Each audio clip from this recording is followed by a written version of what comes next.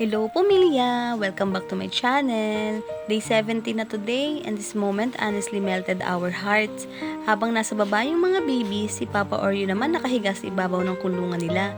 Parang bantay na bantay sa kanyang little pamilya. Ang simple lang tingnan sa iba, pero kapag tinitigan mo talaga, mararamdaman mo yung unconditional love. Yung tahimik lang siyang nasa taas, pero alam mong gusto niya siguraduhin na okay at safe yung mga baby sa baba. Minsan talaga, hindi kailangan ng salita para maramdaman yung pagmamahal. Kahit animal sila, may kita kung gaano sila ka-protective at ka-caring sa family niya.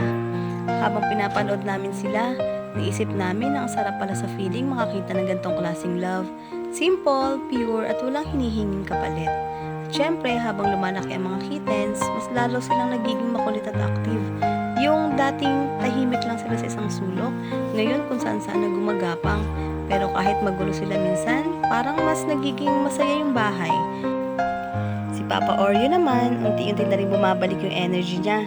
At seeing him stay close to the babies like this, sobrang heartwarming talaga.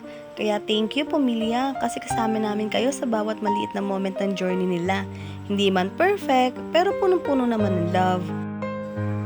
And here's the day 17, another reminder na minsan, the purest kind of love comes from the small pause. Bye-bye!